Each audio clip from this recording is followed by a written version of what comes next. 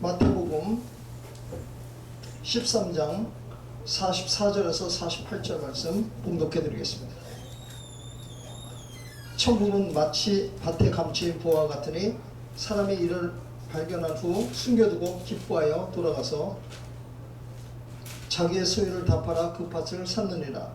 또 천국은 마치 좋은 진주를 구하는 장사와 같으니 극히 값진 진주 하나를 만남에 가서 자기의 소유를 다 팔아 그 진주를 샀느니라. 또 천국은 마치 바다에 치고 각종 물고기를 모는 그물과 같으니 그물에 가득함에 물가로 끌어내고 앉아서 좋은 것은 그릇에 담고 못된 것은 내어 버리느니라. 아멘. 네, 오늘 제목은 삼위일체 하나님이라는 제목을 가지고 말씀을 증거하고자 합니다. 지금 인터뷰 TV 방송 신청하시는 우리 전 세계 우리 가족들 좀 집중 좀 하셔야 됩니다. 비록 이 방송이라 하지만 여러분들이 간절히 사모할 때 그때 하나님이 만나주실 줄 믿습니다. 아멘. 네. 저는 삼위일체 하나님을 이 성경에서 이렇게 주석으로 보니까 별로 없더라고요. 네, 성경이 없어요. 근데 제가 유추해서 이렇게 구약에서나 신약에서 많이 보고 있어요. 어떤 걸 봤냐면 제일 중요한 것이 뭐냐면 아브라함의 하나님, 이삭의 하나님, 야곱의 하나님. 이 삼위일체 하나님이 여기서 나타나더라고요. 여러분들 잘 알다시피 아브라함은 어떻게 했습니까? 독자 이삭을 하나님의 명령에 순종하여 모리아산으로 갔어요. 갈 때 아버지의 심정은 어땠습니까? 독자 이삭을 제물로 바쳐야 되는데 얼마나 그 심정이 아팠겠어요. 또 이삭은 어떻습니까? 아버지 분명히 제물은 어디 있습니까? 물어봤는데도 아버지는 대답도 안 하고 결국은 어떻게 해요? 제단 위에서 꽁꽁 묶었을 때 이삭은 알았어요. 그래도 이삭은 전혀 저항하지 아니하고 어떻게 했어요? 네, 죽음을 맞이했다는 거죠. 그래서 저는 거기서 아버지의 심정과 바로 예수 그리스도의 심정을 느낄 수가 있었습니다. 미래 장차 아담의 범죄로 말미암아 이제 예수님이 제물을 바칠 것을 미리 이삭을 통해서 보여준 것이죠. 그렇다면 야곱의 하나님은 또 뭔가? 저는 그렇게 해서 고민을 한번 해봤어요. 그랬더니 그게 무엇일까요? 야곱의 하나님은 바로 원수, 형님과의 그 에서와의 원수를 20년간을 했던 그 사건이 바로 코앞에서 이루어졌어요. 이제 야곱은 죽을 수밖에 없는 거예요. 그 절대절명 위기 속에서 어떤 역사가 일어났어요? 에서와 야곱이 화해하는 장면을 봤어요. 그게 인간적으로 말이 될까요? 전혀 될 수가 없죠. 그것은 봐요. 뭘까요? 바로 성령님이 개입을 하셨기 때문에 에서는 야곱을 끼안을 수가 있어요. 야곱은 20년간 형을 피해서 진정 원수로 만났지만 어떻게 했습니까? 형님의 얼굴을 보니 바로 하나님의 얼굴을 보는 것 같습니다. 누가 했어요? 네, 바로 성령님께서 하신 줄 믿습니다. 예, 그래서 저는 남들이 그래요. 아브라함의 하나님, 이삭의 하나님, 야곱의 하나님. 요셉의 하나님은 잘 얘기 안 하시더라고요. 네, 그래서 저는 야곱의 아브라함의 하나님, 성부 하나님, 이삭의 하나님, 성자 하나님, 야곱의 하나님, 성령 하나님. 할렐루야. 네, 저는 그렇게 생각하면서 지금까지 왔어요. 또 신약에 와서도 여러 가지 말씀이 있는데 그 중에 누가복음에 나오더라고요. 누가복음 15장 1절에서 보면서 32절까지 보면 잃어버린 양의 비유가 나옵니다. 네, 잃어버린 그 100마리 양 중에 잃어버린 한 마리 양을 위해서 목자는 어떻게 해요? 밤에 그 위험을 무릅쓰고 찾으러 갑니다. 경제 논리를 보면 전혀 맞지가 않아요. 그러나 그 목동은 어떻게 해요? 한 마리 양을 찾아서 산 넘고 또 물 넘어서 찾아갑니다. 그게 뭐예요? 바로 예수님의 그 심정인지 믿습니다. 그래서 예수님이 이 땅에 오신 것도 우리 온 인류를 사랑했던 하나님의 명령에 순종하여 이 땅에 오셨죠. 오셔서 바로 여러분들과 또한 시청하는 모든 분들과 또 여기 서 있는 저를 위해서 완벽하게 저주받으시고 죽으신 줄 믿습니다. 그래서 바로 오늘 이 누가복음 15장에 잃어버린 양은 바로 나를 비롯해서 우리 모든 시청자들들, 전 세계인들이 다 거기에 속해 줄 믿습니다. 그러면 세 번째로는 여러분들 너무 쉽죠? 바로 돌아온 탕자입니다. 탕자를 아버지는 기다리고 있었다. 아버지는 도저히 나를 용서하지 못할 것이라는 이 탕자의 생각과 달리 아버지의 그 혹시나 하는 마음으로 갔는데 결국 아버지는 저 멀리 산보가 먼데 발견하시고 맨발로 쫓아나서 끌어안고 잔치를 벌이는 겁니다. 바로 아버지의 심정입니다. 우리 하나님이 세상을 이처럼 사랑하사 독생자를 주셨으니 이는 저를 믿는 자마다 영원히 멸망치 않고 영생을 얻게 하려 함이라고 말씀하신 것처럼 지금도 잃어버린 그 탕자를 지금 하나님은 기다리고 계신지 믿습니다. 저는 여기까지도 지금 아버지의 마음까지는 돌아온 탕자를 통해서 알았어요. 그러면은 그 가운데 나와 있는 게 뭐냐면 어느 여자가 10드라크마인데 한 드라크마를 잊어먹었더라고요. 그런데 이것을 어떻게 성령 하나님으로 비유할까 또 생각해 봤어요. 그랬더니 이 드라크마를 잃어버린 여인은 그때 한 드라크마는 가격이 얼마라고요? 노동자 하루 품삯이라고 해요. 지금으로 보면 한 7, 8만 원 되겠죠. 그럼 7, 8만 원 되는데 이 여자는 그거를 위해서 맨날 며칠을 찾고 있는 거죠.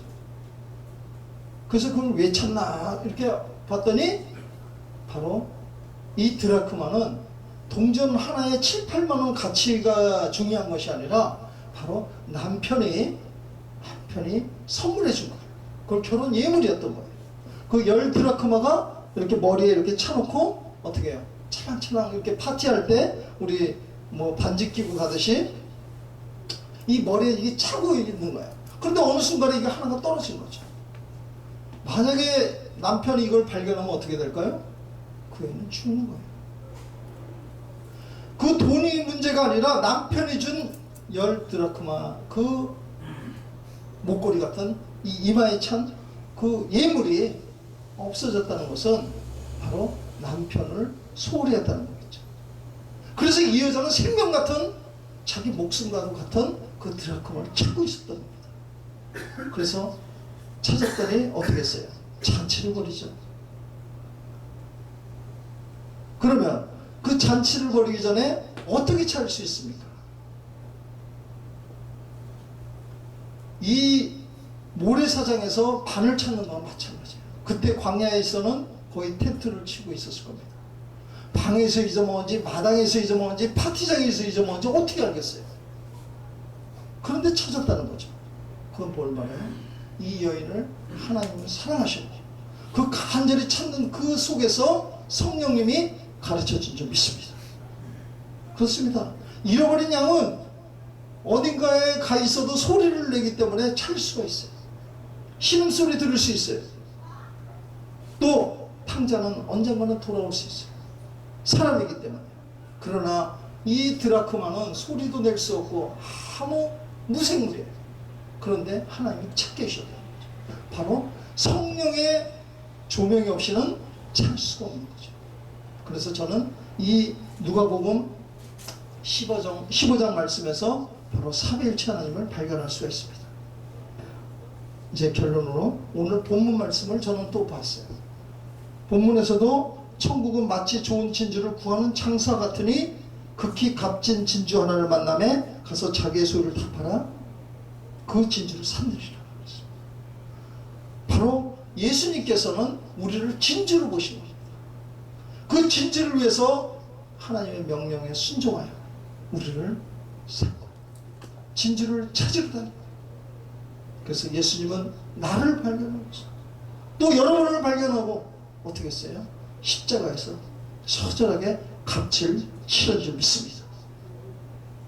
바로 인터뷰 TV 방송 보시는 우리 시청자 여러분도 바로 예수님께서 값진 진주, 바로 우리를 진주로 보시고 그 값을 다 치렀기 때문에 우리는 이렇게 주님의 품 안에서 지금도 자유롭게 지금 여기서 지금 TV 안에서 또 인터넷에서 예수님의 말씀을 듣는 줄 믿습니다.